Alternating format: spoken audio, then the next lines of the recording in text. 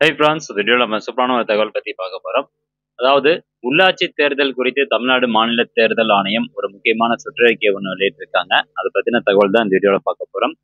So அதுக்கு முன்னாடி இந்த உள்ளாட்சி தேர்தல் பற்றி ஒரு சில தகவல் நான் உங்களுக்கு பகிர்ணும்னு நினைக்கிறேன். ஸோ ஃபர்ஸ்ட் நம்ம பார்க்க போகிறது என்னன்னா, இதுக்கு முன்னாடி எப்போ உள்ளாட்சி தேர்தல் நடந்ததுன்னா, கடந்த 2019 வருஷம் இந்த உள்ளாட்சி தேர்தல் வந்து நடந்தது.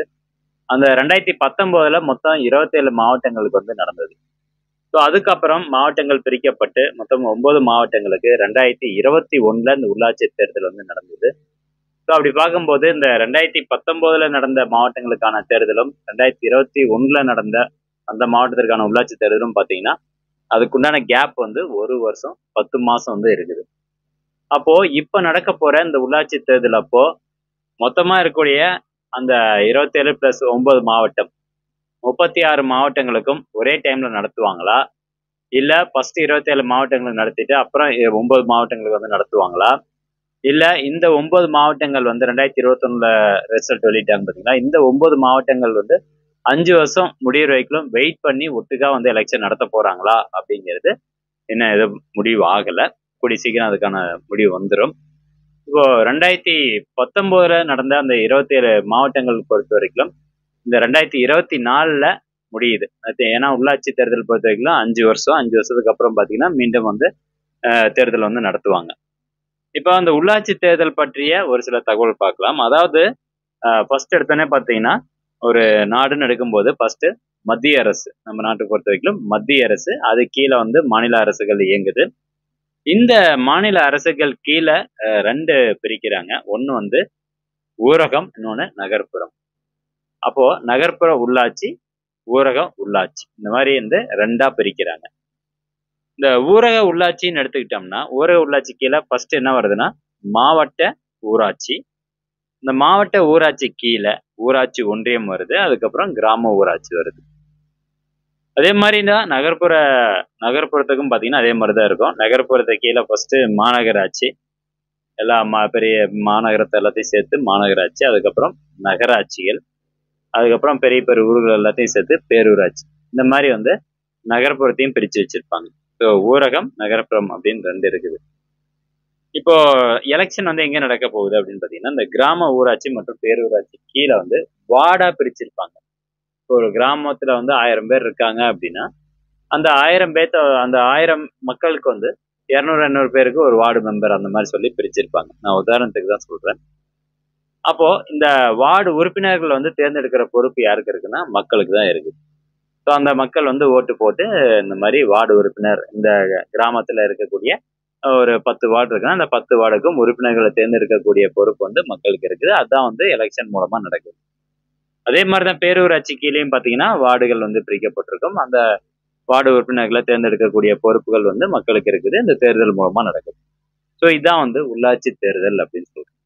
ஓகே, இப்போ அந்த உள்ளாட்சி தேர்தல்ல இது குறித்து ஒரு முக்கியமான சுற்றறிக்கை எப்போ நடக்கும் அப்படிங்கறத தாண்டி இது சம்பந்தமான ஒரு முக்கிய சுற்றறிக்கை இருக்கு. அதை பத்தி பார்க்கலாம். அதாவது இந்த சுற்றறிக்கையை வெளியிட்ட நாள் பாருங்க, 5/9/2024. ஸோ அனைத்து மாவட்ட தேர்தல் அலுவலர் மற்றும் மாவட்ட ஆட்சித்தலைவர் பெறுநர். ஸோ பொருள் என்ன சொல்லியிருக்காங்க அப்படின்னு பாருங்க. ஊரக உள்ளாட்சி அமைப்புகள், ஊரக உள்ளாட்சி தேர்தல்கள் வாக்குப்பெட்டிகளை சுத்தம் செய்தல், பழுதுகளை சரி செய்தல், தேர்தல்களுக்கு தயார் நிலையில் வைத்தல், இது சம்பந்தமான அறிவுரைகள் வழங்குதல். அப்போ இது தேர்தலுக்கு வந்து தயார் நிலையில எல்லாத்தையும் வைக்கணும், எல்லாத்தையும் ரெடி பண்ணி வைக்கணும் அப்படின்னு சொல்லி வைக்கிறாங்க. அப்போ கூடிய விரைவில் தேர்தல் வரப்போகுது அப்படின்னு அர்த்தம்.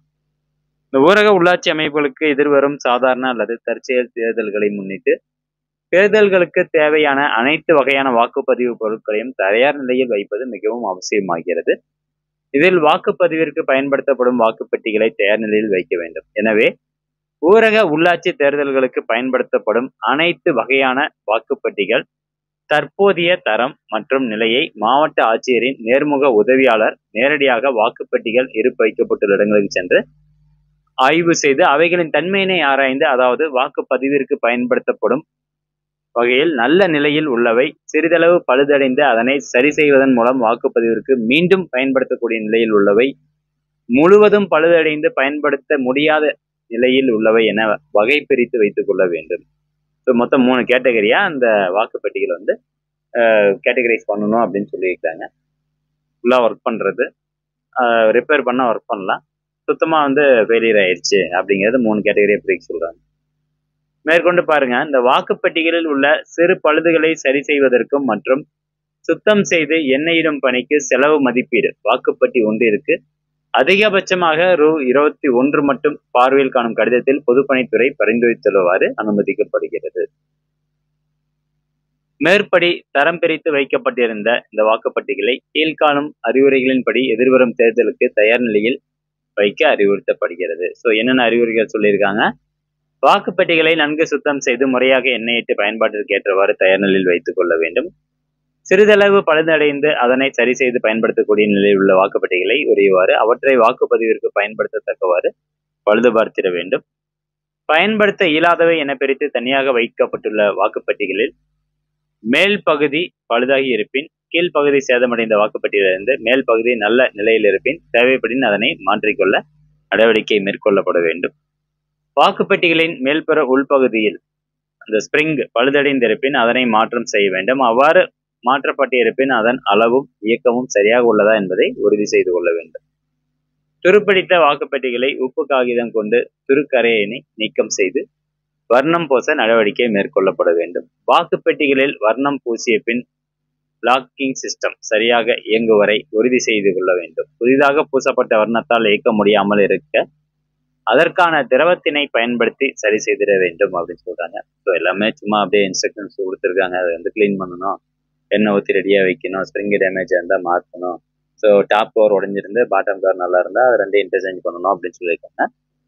மேலும் வாக்குப்பெட்டிகளை பிற துறைகளுக்கு மற்றும் பிற மாவட்டங்களுக்கு மற்றும் பிற மாநிலங்களுக்கு கடன் அடிப்படையில் வழங்கப்பட்டுள்ள நேர்வில் உடன் அனைத்து வாக்குப்பெட்டிகளை மீள பெறப்பட்டு தேர்தலுக்கு தயார் நிலையில் வைத்திட தெரிவிக்கப்படுகிறது.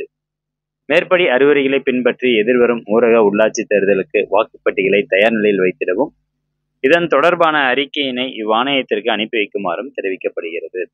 ஸோ எத்தனை வாக்குப்பெட்டிகள் வந்து நல்லா இருக்கு அப்படிங்கிற லிஸ்ட் வந்து எடுக்கிறேன். கூடிய விரைவில் இந்த உள்ளாட்சி தேர்தல் வந்து நடக்க போகுது அப்படின்னு எதிர்பார்க்கலாம். எல்லாரும் ரெடியா இருங்க. இந்த தகவலை முடிஞ்சவங்க நிறைய பேர் ஷேர் பண்ணுங்க. மீண்டும் அடுத்த ஒரு நல்ல பதிவில் சந்திக்கலாம். நன்றி, வணக்கம்.